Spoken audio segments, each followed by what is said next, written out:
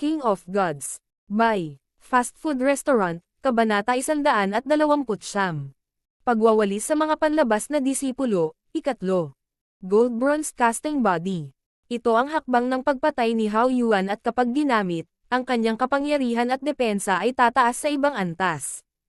Napaatras si Zhao Feng noon at muntik na siyang masugatan. Sa sandaling ito, binuksan ni Zhao Feng ang kanyang kaliwang mata upang siyasatin ang mga depekto ng pagkilos. Sa kanyang enhanced vision mode, sumadjetsit ang pulang gintong liwanag ang lumitaw sa katawan ni Hao Yuan. Perpektong pagsasama sa pagitan ng diskarte sa pagpapalakas ng katawan at inner strength. Isa pang kalahating hakbang at mararating niya ang Ascended Realm gamit ang kanyang katawan. Tumalon ang puso ni Zhao Feng. Hindi katakatakang may mga alingongaw na ang nangungunang kahalili na panloob na mga disipulo ay may kakayahang hamanin ang mga nasa Ascended Realm. Ang pamamaraan ng pagpapalakas ng katawan ay ang pinakasimpleng paraan ng paglilinang at ito ay tungkol sa dominasyon sa iba na may kapangyarihan. Sa makatuwid, ang mga bahid ng mga diskarte sa pagpapalakas ng katawan ay talagang maliit. Binuksan ni Zhao Feng ang kanyang kaliwang mata at wala siyang makitang anumang halatang pagkukulang. Nakikita niya ang prinsipyo sa likod ng gold bronze casting body, ngunit dahil magkaiba ang estilo ng dalawang diskarte sa pagpapalakas ng katawan, hindi niya ito magagamit sa kanyang sarili sa maikling panahon. Brat, tignan ko kung gaano kakatagal. Tumunog ang boses ni Hao Yuan habang bumababa ang rate ng pagkakasala niya.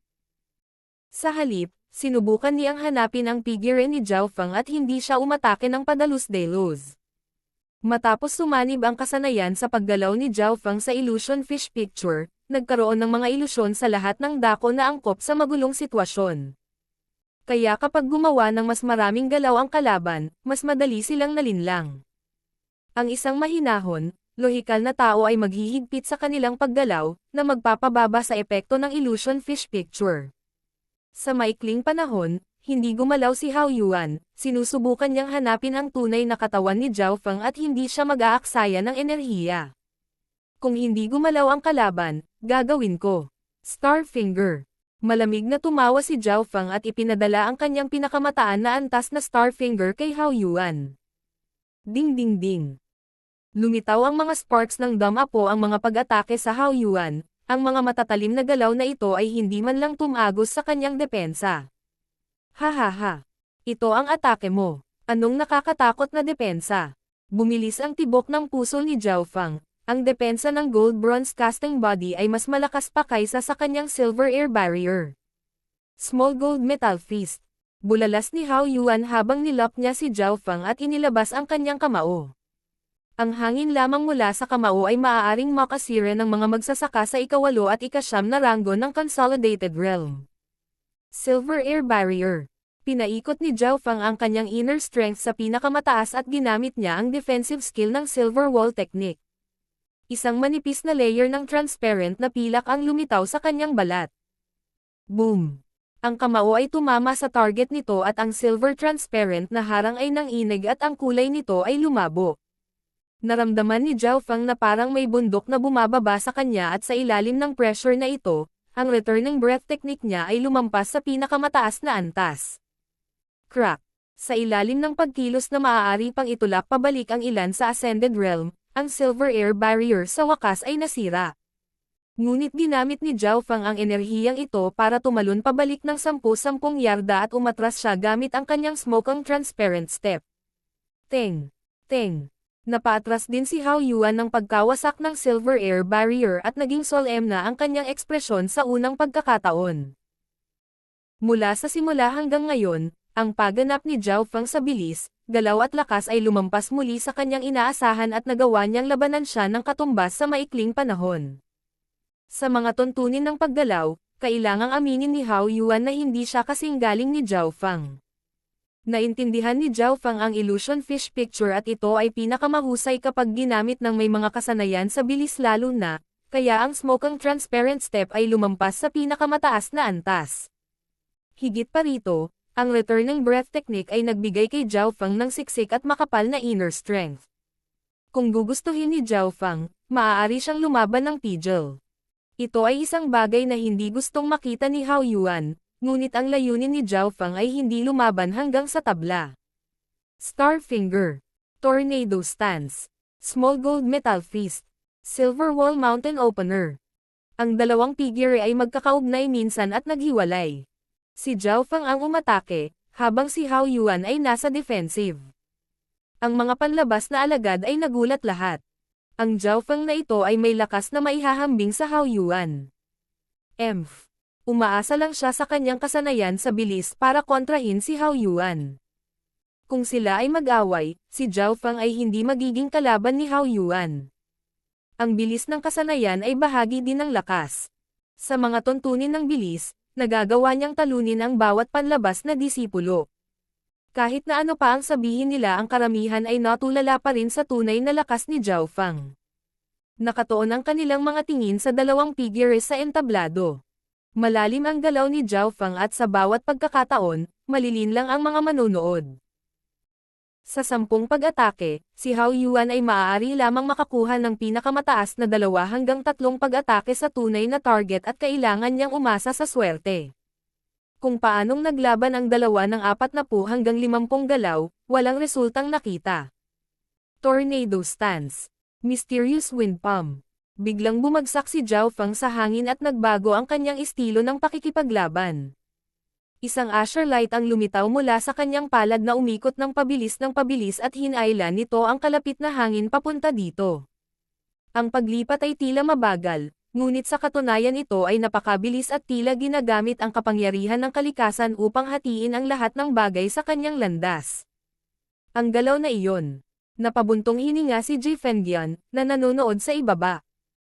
Ang galaw ni Zhao Feng ay ang Mysterious Wind Palm, na tumalo kay Ji Fengyan noong araw na iyon at ngayon ang galaw ni Zhao Feng ay 1 hanggang 2 beses na mas malakas kaysa dati. Gold Metal Sky Pole. Si Hao Yuan ay time na gumamit ng nakakasakit at nagtatanggol na kasanayan. Nakataas ang dalawang kamay niya na parang gusto niyang itulak pataas ang langit.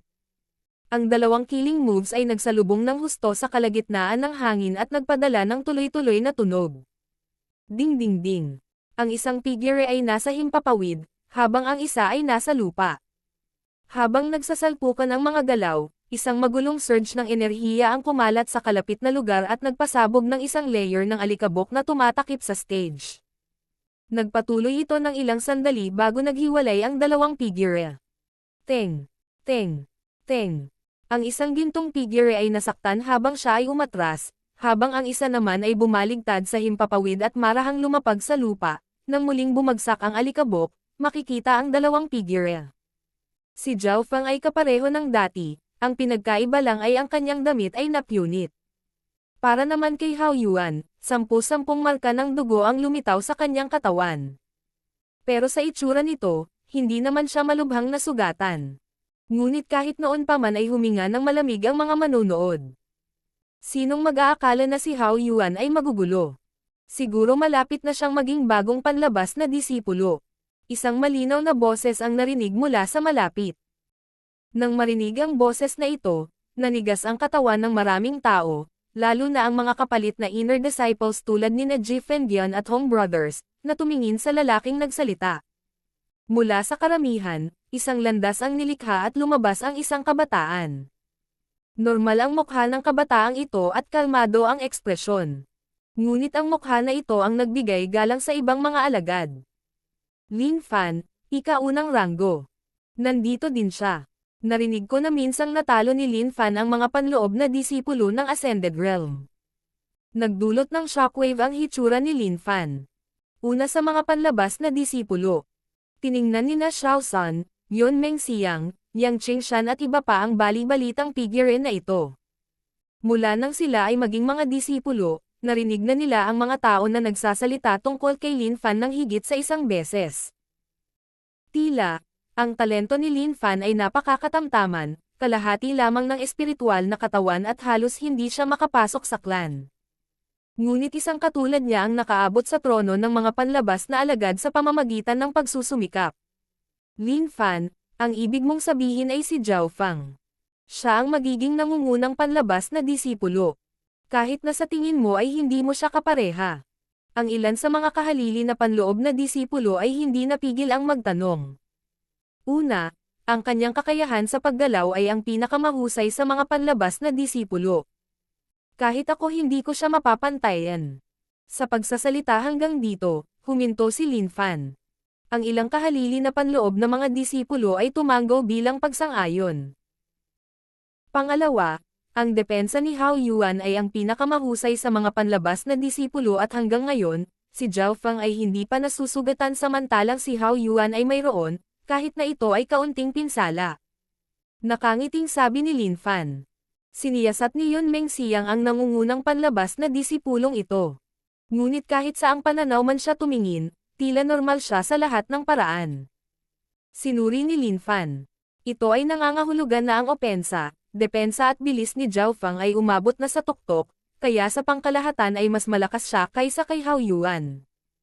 Ang depensa ni Hao Yuan ay ang pinakamahusay sa mga panlabas na disipulo at kung magagawang talunin siya ni Zhao Feng, siya ang magiging bagong nangungunang panlabas na disipulo. Nadama ng karamihan na may dahilan ito. Pagkatapos ng lahat, ang kahalili na panloob na disipulo na niranggo sa ikalawa ay lumaban lamang kay Hao Yuan sa isang draw. Sa sandaling ito, muling nagbago ang sitwasyon sa entablado. One-line star finger. Partial wind stance. Biglang pinagsama ni Zhao Feng ang third stance ng 4 wind stances sa kanyang mga pag-atake. Ang liwanag mula sa partial wind stance ay mas malakas kaysa sa tornado wind stance at ngayon, ang katawan at cultivation ni Zhao Feng ay parehong mas mahusay kaysa dati. Q. Ang matalim na inner strength ay kumislap sa hangin. Ang daliri ni Zhao Feng ay parang talam habang tumusok ito sa baywang ni Hao Yuan. Paano? Nanigas ang katawan ni Hao Yuan habang tinitingnan ang marka sa kanyang baywang. Hindi siya makapaniwala na ang depensa niya ay napakadaling nasira ng kalaban. Q. Isang manipis na marka ng daliri ang bumungad sa kanyang harapan. Sa sandaling iyon, natulala si Hao Yuan nang may lumabas na madugong marka sa kanyang leeg. Tuwid ang mga balahibo niya sa katawan at bumubuhos ang malamig na pawis mula sa kanyang noo. Tila halos pumasok na siya sa mga pintuan ng kamatayan. Halatang natipid ang lakas ng pangalawang daliri kung hindi ay nahiwa ang kanyang lalamunan. Tulad ng naisip ko, kumikislap ang mga mata ni Zhao Feng habang nakatayo siya sa harap ni Hao Yuan. Walang alinlangan, ang pinakamakapangyarihang solong target na galaw ni Zhao Feng ngayon ay ang one-line star finger na pinagsama sa partial wind stance. Ang kanyang burning wind stance ay naintindihan lamang ng 20 hanggang 30% sa ngayon. Nang sumanib ang tornado stance sa mysterious wind palm, mas tumagal ang pag-atake ngunit hindi ito kasing epektibo ng partial wind stance laban kay Hao Yuan. Ang partial wind stance ay naglalayon para sa talas at ito ang perpektong kontra laban sa mga diskarte sa pagpapalakas ng katawan dahil ang forte nito ay pagbubutas, na angkop laban sa mga kalaban na may malakas na depensa. Natalo ko. Hanggang sa ilang sandali lamang ay napagtanto ni Hao Yuan na siya ay natalo, ngunit kailangan niyang harapin ang katotohanan ito. Ang anumang labanan ay walang kabuluhan dahil ang one-line star finger ni Zhao Feng na sumanib sa partial wind stance ay maaaring sirain ang depensa na napakadali niyang ipinagmamalaki. King of Gods, Kabanata 130. Nangungunang panlabas na disipulo. Ang naghahaman, si Zhao Feng ang nanalo. Umalangaw-ngaw ang boses ni Deacon Q at nagising ang mga panlabas na disipulo mula sa kanilang panaginip. Natalo si Hao Yuan. Ang pagkabigla ay lumitaw sa mga mukha ng mga panlabas na disipulo, naramdaman nilang ito ay biglang dumating. Ang huling pag-atake ni Zhao Feng ay madaling nakalusot sa depensa ni Hao Yuan. Ang bilis at depensa ng huli ay parehong mas mahina kaysa kay Zhao Feng. Anong kumpiyansa ang mayroon si Hao Yuan upang magpatuloy sa pakikipaglaban? Ang huling palitan ay naging dahilan ng pagbabago ng ekspresyon ni Lin Fan, na nasa ika-unang ranggo sa mga panlabas na disipulo, ng husto. Nakakakilabot na pag-atake. Maaari pa itong magbanta sa mga cultivator sa First Sky of the Ascended Realm. Napaisip si Lin Fan sa kanyang puso habang sinisiyasat niya si Zhao Feng sa entablado. 4 na tuloy-tuloy na panalo laban sa mga kahalili na panloob na disipulo. Ito ay isang bagay na hindi nangyari sa loob ng 100 taon dahil ayon sa mga patakaran, hindi maaaring hamanin ng isang tao ang mga tao ng tuloy-tuloy. Ang mga panlabas na disipulo na naruroon kasama ang mga kahalili na panloob na disipulo ay tumingin kay Zhao Feng nang may takot at paggalang. Maaaring talunin ni Zhao Feng si Hao Yuan, na nangangahulugan na si Jiang Yuyan, na nasa ikalawang ranggo, ay hindi rin niya makakasama. Sa kanyang lakas, maaari pa niyang talunin si Lin Fan, na nasa ika-unang ranggo. Nagsimulang magbulungan ang mga tao sa mababang boses. Ang nangungunang 20 panlabas na disipulo ay kilala rin bilang kahalili na panloob na disipulo at si Lin Fan ay may record ng pagkatalo sa isang tao sa Ascended Realm. Si Jiang Yuyan at Hao Yuan ay walang gaanong pagkakaiba, ngunit kahit si Jiang Yuyan ay hindi madaling masira ang depensa ni Hao Yuan. Napakadaling natalo ni Zhao Feng si Hao Yuan sa dulo. Siguradong mas malakas ang kanyang lakas kaysa sa kasalukuyang ikalawang pwesto. Hindi ako ang kaparehan niya. Malalim na sabi ng isang babae habang nakatingin kay Zhao Feng sa entablado. Siya si Jiang Yuyan, na nasa ikalawang ranggo.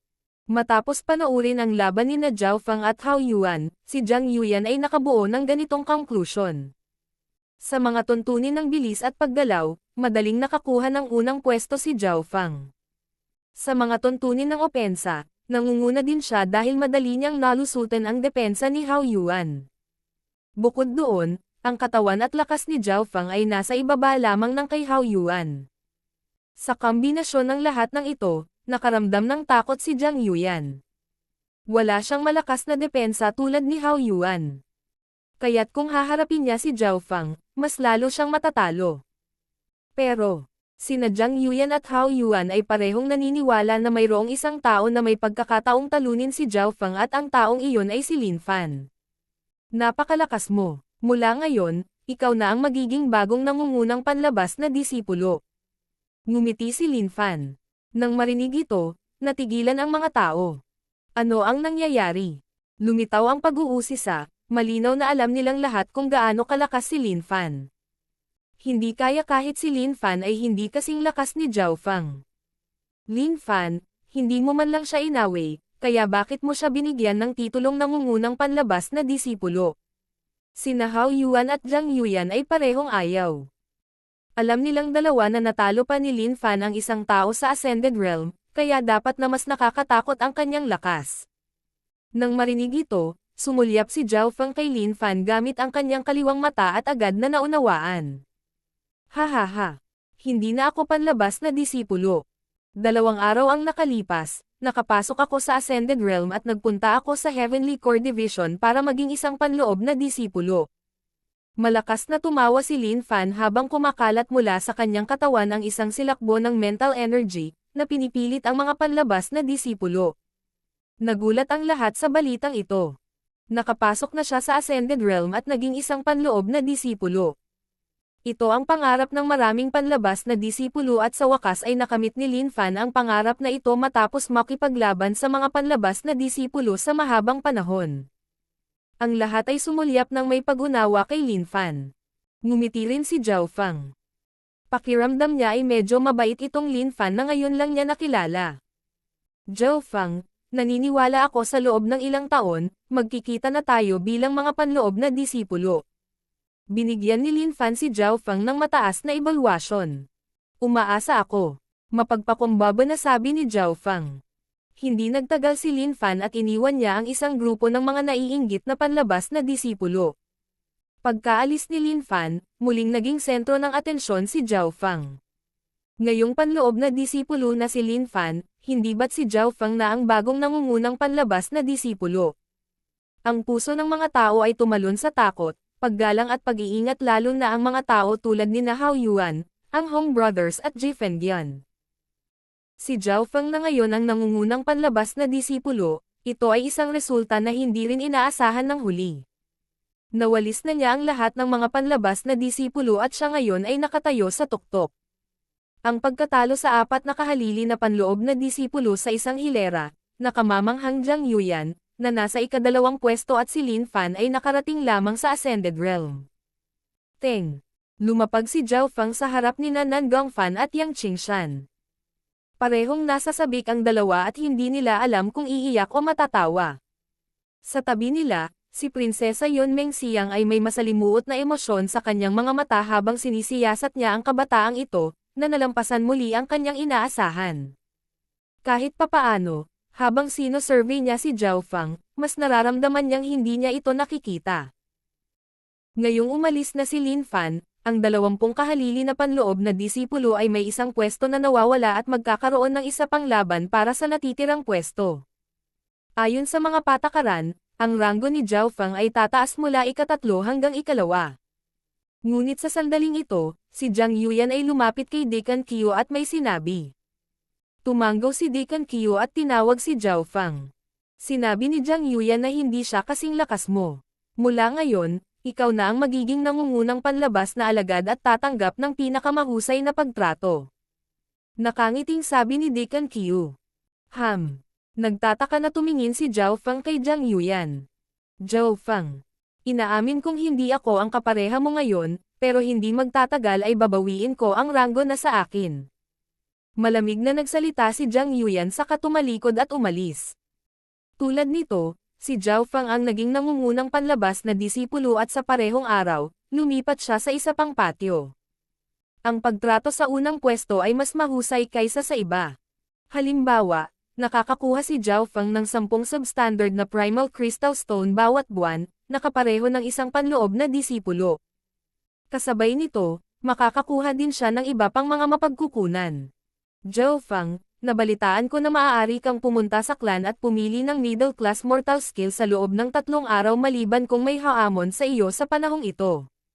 Dumating si Prinsesa Yon Mengxiang at sinabi sa kanya. Middle class mortal skill.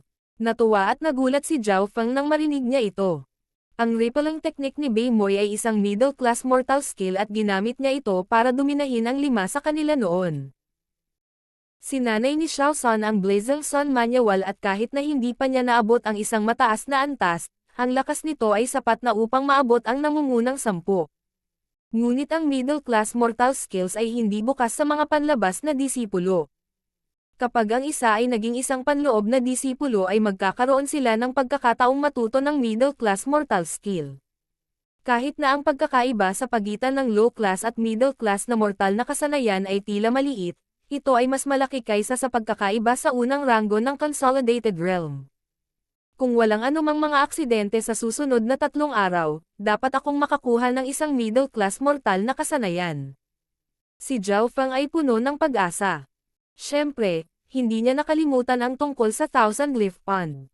Malaki ang naiambag nito sa kanyang layunin na makapasok sa Ascended Realm gamit ang kanyang katawan.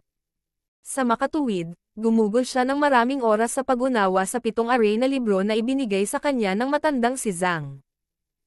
Dahil nakainom na si Zhao Fang ng 2 marrow cleansing pills, ang kanyang mga katangian ay tumaas ng husto at ang kanyang silver wall technique ay umunlad ng husto.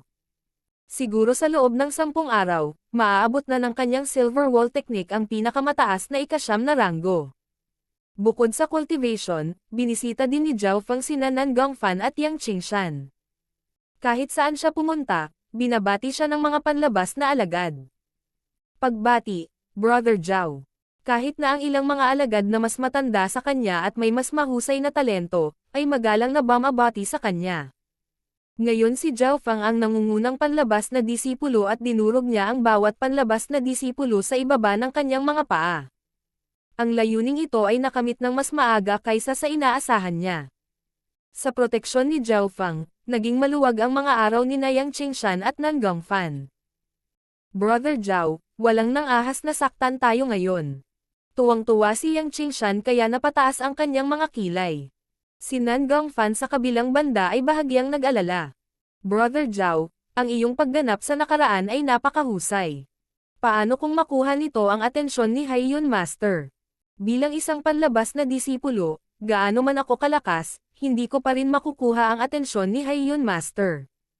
Tanging kapag ako ay naging isang panloob na disipulo ay papasok ako sa kanyang linya ng paningin.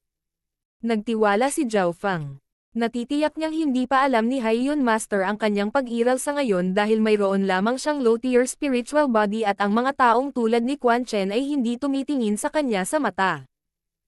Kahit gaano kalakas ang isang disipulo sa Consolidated Realm, isa pa rin silang langgam.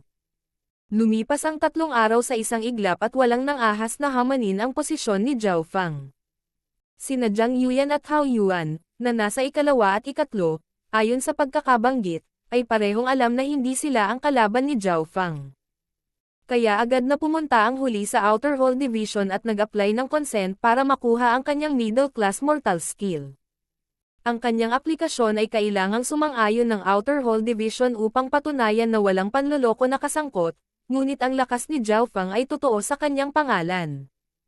Ang 4 na tuloy-tuloy na panalo sa araw na iyon ay ikinagulat ng lahat ng mga panlabas na alagad at nakita pa ito ng ilang dekan. Ang pinakamahalagang bahagi ay ang isang vice head ay sumangayon sa kanyang mga hamon at sa makatuwid, ang kanyang aplikasyon ay madaling pumasa. Itong Hollow Building Token ay maaari lamang gamitin ng isang beses. Gamit ang token na ito sa aming mga kamay, maaari kang makapasok sa sagradong lugar ng clan, ang Hollow Building. Iniabot ni Deacon Q ang isang Asher Bronze Token. Ang Hollow Building. Bahagyang nagulat si Zhao Fang dahil narinig na niya ang mga chismis tungkol sa Hollow Building noon. Ang Hollow Building ay hindi tulad ng mga aklatan ng martial arts sa mortal na mundo, ito ay isang lugar ng pamana mula sa clan. Ayon sa mga patakaran, ang isang normal na inner disciple ay maaari lamang makapasok sa gusali ng isang beses bago maabot ang fourth sky of the Ascended Realm. Si Deacon Q ay nagbigay ng mahabang sulyap kay Zhao Fang. King of Gods, Kabanata 131. Extreme Choice. Nang marinig ito, napuno ng kagalakan si Zhao Fang nang marinig niya ang ibig sabihin ni Deacon Q. Ayon sa mga patakaran, ang isang normal na panloob na disipulo ay nagkaroon lamang ng isang pagkakataon na makapasok sa Hollow Building. Ngunit sa ngayon si Zhao Fang ay isang panlabas na disipulo lamang, hindi isang panloob na disipulo. Nangangahulugan ito na nagkaroon siya ng pagkakataong makapasok sa Hollow Building bago ang ilang panloob na mga disipulo. At nang si Zhao Fang ay naging isang inner disciple, nagkaroon siya ng pagkakataon na makapasok muli sa Hollow Building. Ang kalamangan na nakuha ay hindi kapanipaniwala. Ang panuntunang ito ay itinakda ng clan creator. Ang pinakamataas na panlabas na alagad ay magkakaroon ng awtoridad na pumasok ng isang beses. Si Deacon Q ay may malabong ngiti. Ang clan creator. Naisip ni Zhao Fang sa kanyang puso na ang clan creator ay nagbigay sa mga disipulong walang mahusay na talento ng bakas ng buhay. Ang clan ay tumitingin sa talento pagkatapos ng lahat at ang mga panlabas na disipulo ay walang mataas na talento. Bago ito, si Sun Hao Yuan ay may changeable body at si Liu Yao ay may high-tier spiritual body. Ngunit ang dalawa ay tinanggap kaagad bilang panloob na mga alagad. Pagkatapos magpaalam kay Deacon, nagtungo si Qiu Zhao Fang sa Hollow Building dala ang kanyang token. Ang Hollow Building ay isang sagradong lugar ng clan at ang mga panloob na disipulo pati na rin ang mga Deacon ay hindi pinayagang makapasok ng madali. Mula sa ilang milya ang layo, nakakita na si Zhao Fang ng kalahating transparent na tore malapit sa gilid ng bangin. Iniskan ito ng kaliwang mata ni Zhao Fang, ngunit hindi nito makita kung anong mga materiale ang bumubuo sa gusali. Ngunit isang bagay ang tiyak, ang material na ginamit ay mahal. 2 linya ng mga gwardya ang nakatayo sa pasukan, bawat isa sa kanila ay nakarating man lang sa third sky ng Ascended Realm. Ang kanilang mga paglilinang ay mas mataas kaysa kay Lord Guanzhen. Ito ay isang mahalagang lugar ng clan, umalis ka na. Bulalas ng isang gwardya habang ipinapadala niya ang kanyang mental energy, na nagpahirap kay Zhao Fang na huminga. Punong-puno din ng panghahamak ang ibang mga guard. Nakita nila na ang mga damit ni Zhao Fang ay isang panlabas na disipulo at ang ika-9 na ranggo ng Consolidated Realm ay isang langgam sa kanilang mga mata. Shua. Kinuha ni Zhao Fang ang Hollow Building Token at nagbago ang ekspresyon ng guard na kakasigaw lang. Pakiusap. Ipinadala ng grupo ng mga gwardya si Zhao Fang sa gusali gamit ang kanilang mga mata. Mahirap paniwalaan na ang batang iyon ay ang nangungunang panlabas na disipulo. Nagulat lahat ang mga guard. Pagpasok sa Hollow Building, naramdaman ni Zhao Fang na tumuntong siya sa ibang dimensyon dahil puno ng kulay ang loob. Kanina pa siya nag-aaral ng arrays ngayon at ramdam niya ang pagkakaroon ng mga ito sa Hollow Building. Ang kapangyarihan ng mga array ay walang hugis o kulay, ngunit pinoprotektahan nila ang lugar na ito sa loob ng libu-libong taon. Bago niya maimulat ang kanyang kaliwang mata upang suriin ang mga hanay ng gusali, isang matandang boses ang tumunog sa kanyang isipan. Ibigay mo ang iyong token. Hiyu. Inihagis ni Zhao Fang ang kanyang token. Bronze Grade Token. Maaari kang pumili ng isang middle-class mortal na kasanayan. Nang mawala ang boses, lumitaw ang isang hagdanan sa harap ni Zhao Fang na kanyang inapakan. Ang mundo sa tuktok ng hagdanan ay puno ng ambon at hindi mabilang na mga jade slip ang lumutang dito. Ang bawat jade slip ay may ilang mga larawan at mga salita na may paglalarawan, pagpapakilala at mga kinakailangan ng kasanayan. Dragon Returning Palm. Dominant King Fists. No Wind Manual. Scorching Flame Sword. Sinuri ni Zhao Fang ang daan-daan at libong mga kasanayan at kinopya niya ang mga paglalarawan sa kanyang isipan. Di nagtagal, medyo naunawaan ni Zhao Fang ang lahat ng mga kasanayan. Karamihan sa mga ito ay maaaring linangin sa 4th sky ng Ascended Realm o mas mataas at ang mas mahusay ay maaaring maabot ang 5th sky. Ang mababang klaseng mortal na kasanayan ay karaniwang sinasanay ang isa sa Ascended Realm at ang middle-class mortal na kasanayan ay maaaring sanayin ang isa sa 4th sky ng Ascended Realm o mas mataas. Ang mga high-class na mortal na kasanayan ay maaaring linangin sa 7th sky ng Ascended Realm at isang maliit na bilang sa True Spirit Realm. Ang mga peak-class na mortal na kasanayan ay tiyak na maaaring sanayin sa True Spirit Realm at ang mga kasanayang ito ang tunay na kayamanan ng clan. Tungkol sa mga kasanayan sa espiritual na klase, ito ang mga killing moves ng clan at walang sino man sa ilalim ng ranggo ng Elder ang may karapatang sanayin sila. At ang mga nasa ilalim ng True Spirit Realm ay mahihirapang intindihin. Dapat kang makahanap ng kasanayan sa loob ng kalahating oras at ang kailangan mo lang gawin ay kumuha ng Jade Slip at ilagay ang iyong kamalayan dito upang makuha ang kasanayan. Mukhang napagtanto ng taong may matandang boses na hindi talaga naiintindihan ni Zhao Fang ang mga patakaran ng Hollow Building. Naiintindihan. Nakaramdam ng kakaiba si Zhao Fang na ang boses ay palaging lilito sa kanyang ulo, dahil sa mortal na mundo kapag ang isa ay nagsalita mula sa malalayong distansya, ito ay tunog sa tabi ng kanilang mga tainga. Ngunit sa pag-iisip na ito ay isang clan, ang lahat ay maipaliwanag. Hindi nagtagal, sinuri ni Zhao Fang ang lahat ng mga kasanayan at naalala niya kung alin ang kailangan niya. Ang lahat ng kredito ay napunta sa kanyang kaliwang mata. Ang ibang mga disipulo ay halos imposibleng tapusin ang pagbabasa ng lahat ng mga slip sa ganoong kaikling panahon. Matapos basahin ito, hindi nagtagal ay ibinukod ni Zhao Fang ang mga kasanayan na may mga paghihigpit sa paglilinang, tulad ng mga nangangailangan ng cultivator upang maabot ang Ascended Realm upang magsanay. Pagkatapos ay pinili niya ang mga kasanayan na may higit na kapangyarihan at mas malalim. Sa ganitong paraan, mayroon siyang 100 hanggang 200 mga kasanayan na angkop sa mga elite na kasanayan. Ang mga elite na kasanayang ito ay lahat ng middle class na mortal na kasanayan, ngunit sila ay nasa mas mataas na ranggo. Sa kasamaang palad, isa lang ang mapipili ni Zhao Fang. Matapos mag-isip ng mahabang panahon, nagpasya si Zhao Fang na pumili ng isang nakakasakit na kasanayan. Dragon Returning Palm.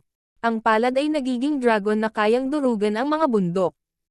At kapag sinanay sa mataas na antas, isang Dragon Shadow ang susunod na lilikha ng takot sa kalaban. Nangangailangan ng siksik at malakas na panloob na lakas. 7 Deadly Fingers. Nahahati sa 7 antas at ito ay isang malakas na solong target na pag-atake. Nangangailangan ng perpektong kontrol. Scorching Flame Sword. Espada na parang apoy, kapag umabot na sa mataas na antas, ang bawat pagindayog ng espada ay maaaring magdulot ng nakakapasong apoy na magwawagi sa lahat ng nasa ilalim ng 4th sky ng Ascended Realm.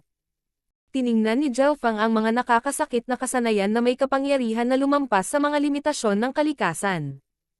Halimbawa, ang Scorching Flame Sword na iyon ay maaaring lumikha ng apoy mula sa wala, ito ba ay kapangyarihang kayang tiisin ng isang tao? Siyempre, hindi naisip ni Zhao Fang ang paggamit ng iba pang mga armas dahil ang kanyang kaliwang mata ay masangkop para sa archery. Ang pag-asa sa mga armas ay hindi isang magandang ideya dahil paano kung ang armas ay nabasag? Ang kanyang lakas ay bababa ng husto. Higit pa rito, kapag ang isa ay nakalusot sa Ascended Realm, ang mga long-distance attack ay normal at ang bentahe ng malapit na mga sandata sa labanan ay hindi maganda. Saglit na tinitingnan ang mga kasanayan, isang kakaibang kasanayan ang lumitaw sa isip ni Zhao Fang. Lightning Wind Palm. Naglalaman ng kapangyarihan ng kidlat at hangin, gamit ang hangin upang magdulot ng kidlat.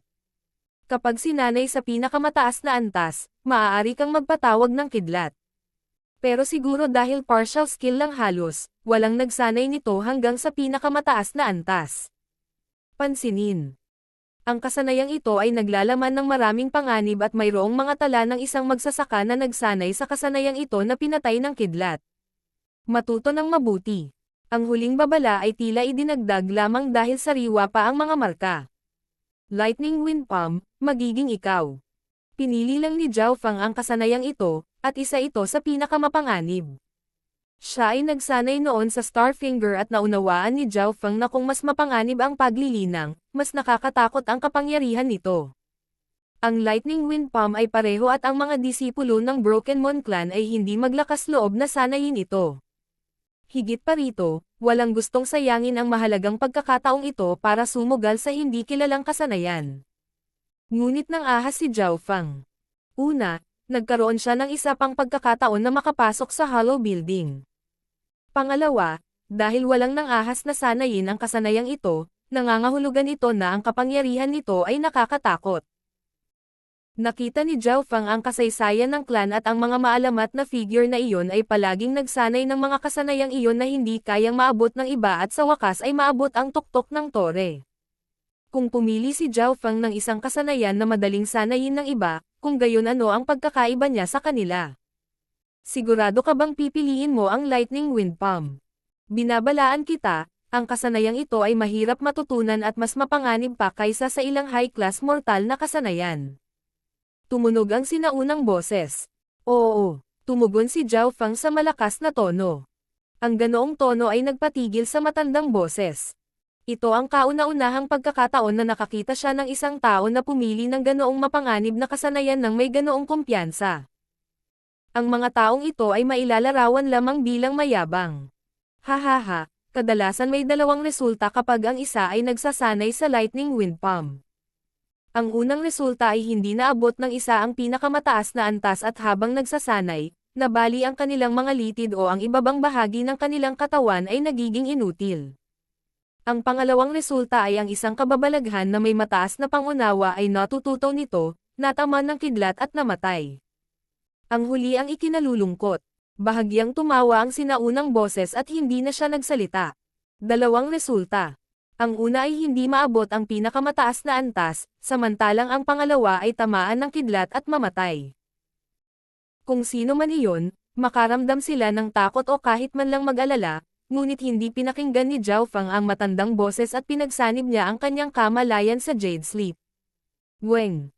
Isang liwanag ang lumitaw mula sa sleep na humila sa kamalayan ni Zhao Fang sa isang mundong puno ng hangin at kidlat. Isang tanawin ng isang figure ang lumitaw, na nagsasanay ng kasanayan sa palad sa mundo ng hangin at kidlat. Ang kapangyarihan ng kasanayan ay naging mas dakila at higit pa bago ito tuluyang sumanib sa kidlat at durog sa isang 50,000 kilo na bundok. Nakakatakot na kapangyarihan. Si Zhao Fang ay likas na kinopya ang eksenang ito sa kanyang isipan gamit ang kanyang kaliwang mata. Kaagad pagkatapos, unti-unting pumasok sa isip ni Zhao Fang ang nilalaman ng kasanayan. Ang Jade Sleep ay naglalaman ng mga nilalaman na maaari lamang matingnan ng isang beses, ngunit dahil kinopya ni Zhao Fang ang buong eksena sa kanyang kaliwang mata, mauunawaan niya ito mamaya. Sa ilalim ng kapangyarihan ng mga array, ang nilalaman ng Lightning Wind Palm ay dahan-daang sumanib sa isip ni Zhao Fang at agad itong naisalo ng huli. Pagkatapos ay sinimulan niyang suriin ang mga Jade Sleep pati na rin ang ambon gamit ang kanyang kaliwang mata. Ang maulap na lugar na kinaroroonan niya ay nababalot ng napakalaking hanay na tumagal ng 1,000 taon at iniisip ni Zhao Fang kung masisira ba o hindi ang hanay na ito o may mga bahid ba. Binuksan niya ang kaliwang mata at may lumabas na Asher light sa eyeball niya habang pinagmamasdan niya ang kalapit na lugar. Sa ilalim ng kanyang pinahusay na mode ng paningin, lumitaw ang larawan at mga linya na bumuo ng isang array. Nakopya ko na. Kinopya ni Zhao Fang ang istruktura ng array sa kanyang kaliwang mata. Pag-aaralan ko ito pagbalik ko. Napaisip si Zhao Feng habang ang liwanag mula sa Jade ay dumulas sa kanyang harapan. Kasabay nito, ang iba pang mga Jade na dumulas sa lugar ay nawala lahat ng kanilang ningning.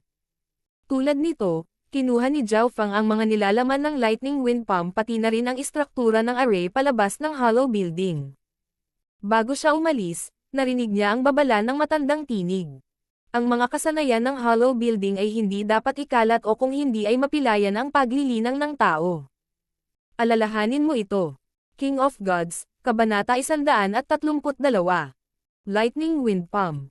Si Zhao Feng ay hindi nag-abalang pakinggan ang boses na ito at umalis sa Hollow Building. Pagkaalis niya, isang tawa na naglalaman ng galit ang umalangaw mula sa loob ng gusali. Ang yabang na brat. Ang lakas ng loob niyang hindi ako pansinin. Simula nang pumasok si Zhao Feng sa Hollow Building, hindi na pinakinggan ni Zhao Feng ang boses at ginawa niya ang sa tingin niya ay tama. Kaya hindi niya inilagay sa puso ang mga babalang ibinigay ng boses. Mula sa pananaw ni Zhao Feng, kailangan lang na sundin ng isa ang mga alituntunin ng boses. Tama ang kanyang iniisip ngunit hindi niya alam na ang may-ari ng boses ay isang malaking figure sa clan. Maging ang mga panloob na alagad ay iginagalang siya. First Elder, isa lamang itong tulala na panlabas na disipulo, walang saysay na mag-aksaya ng oras sa kanya. Tumawa ang isang matandang lalaki sa loob ng gusali. Ang taong ito ay ang elder na nagbabantay sa Hollow Building, ngunit ang First Elder ay dumating ngayon upang gumawa ng isang regular na pagsusuri. Nakita niya si Zhao Feng na kumuha ng isang lubhang mapanganib na kasanayan, kaya binalaan niya ito ng may mabuting kalooban, ngunit sa halip ay hindi siya pinansin ng huli. Panlabas na alagad. Kung tama ang pagkakaalala ko, ang pinakamataas na panlabas na alagad lamang ang may karapatang pumasok. Bahagyang nagulat si First Elder. Ginawa ng clan creator ang panuntunang ito sa malayo at nagpatuloy ito hanggang ngayon at alam ng First Elder ang layunin nito. Kung mas may talento ang isa, mas nagpapatuloy sila sa landas ng paglilinang, sa makatuwid ang clan ay nagbigay ng malaking kahalagahan sa talento. Ngunit hindi lang talento ang nakapagpasulong sa isang tao, kaya ginawa ng lumikha ang panuntunang ito para tulungan ang mga walang mahusay na talento. Pagkatapos bumalik sa kanyang courtyard, sinimulan ni Zhao Feng na maunawaan ang Lightning Wind Palm sa kanyang ulo. Ang Lightning Wind Palm ay isang kasanayan sa Ops iba, na angkop kahit sa Sixth Sky ng Ascended Realm. Mula sa puntong ito lamang, masasabi ng isa na ito ay mas mahusay kaysa sa iba pang mga middle-class mortal na kasanayan. Binigyang pansin ni Zhao Feng ang paglalarawan nito na naglalaman ng mga salitang Ancient Partial Skill. Ang mga kasanayan mula noong unang panahon ay may mga pagkakaiba sa mga kasalukuyang at ang lumang boses ay nagsabi sa kanya na ang kasanayang ito ay mas mahirap matutunan kaysa sa ilang mga high-class mortal na kasanayan. Kaya mula sa pagsusuri ni Zhao Feng, ang ranggo ng kasanayang ito ay hindi dapat kasing simple ng isang middle-class na mortal na kasanayan. Napapikit si Zhao Feng, nagsimulang maunawaan ang tanawin ng maliit na figure sa mundo ng kidlat at hangin na nakapagtawag ng kidlat. Nakakatakot. Nakita ni Zhao Feng ang eksena at hindi niya maiwasang mapabuntong hininga. Ang Lightning Wind Palm ay nahati sa 6 na antas.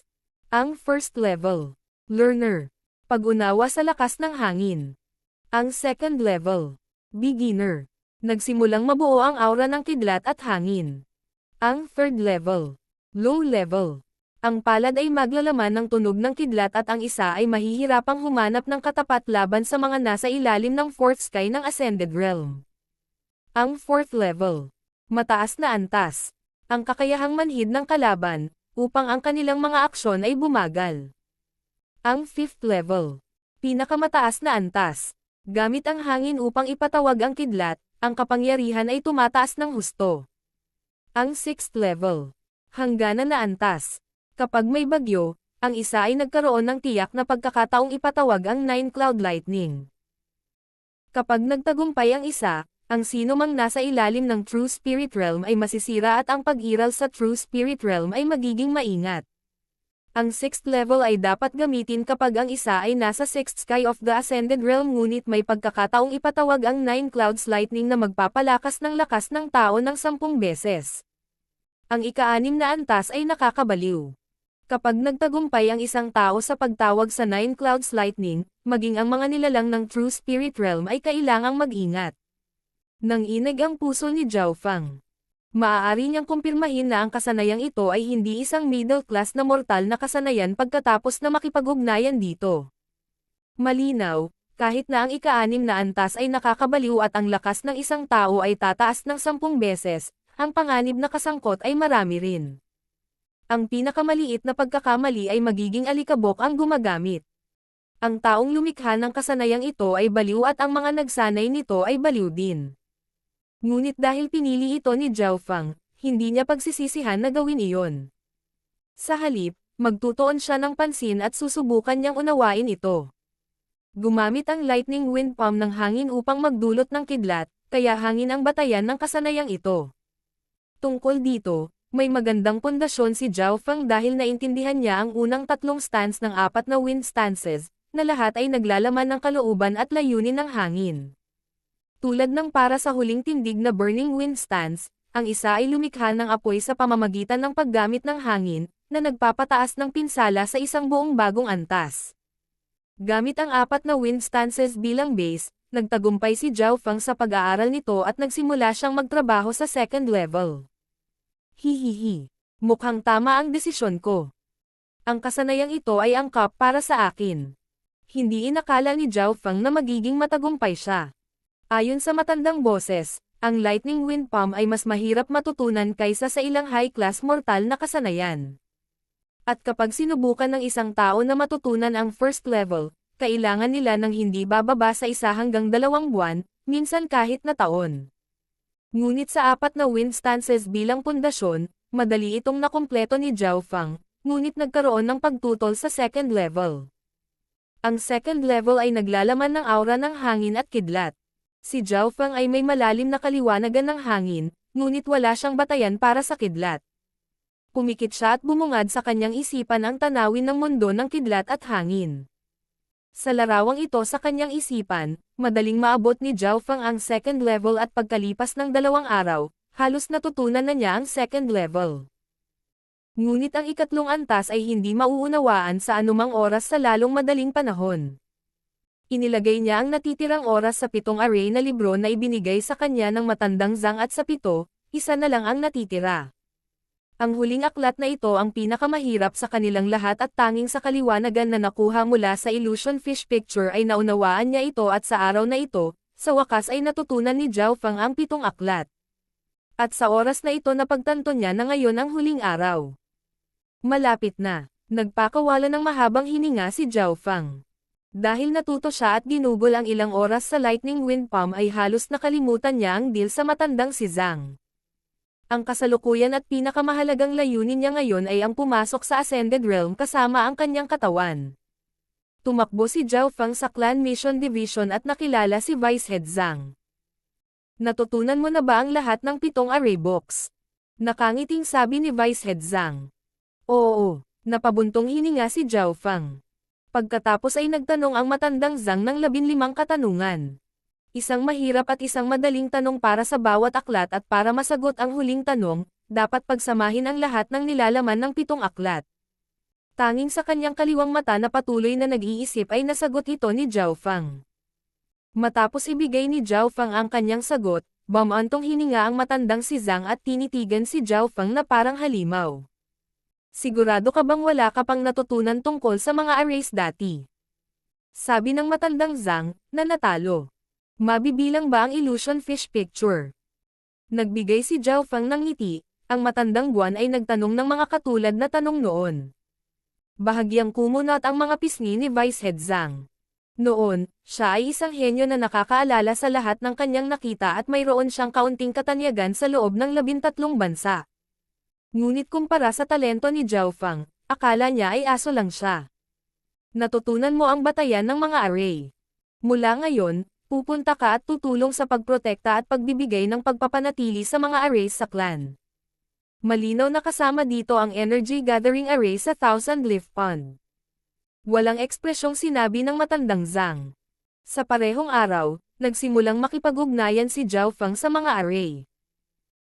Ang Broken Moon Clan na kinaroroonan niya ay mayroong maraming arrays na bumabalot sa buong bundok at habang lumilipas ang panahon, ang kapangyarihan ng mga arrays na ito ay humihina o lilito ang mga depekto, kaya kailangan nila ng pagpapanatili at pag-aayos. Sinundan ni Zhao Fang ang matandang Zhang o ilan sa mga miyembro ng Clan Mission Division upang maglakbay patungo sa kung nasaan ang mga arrays.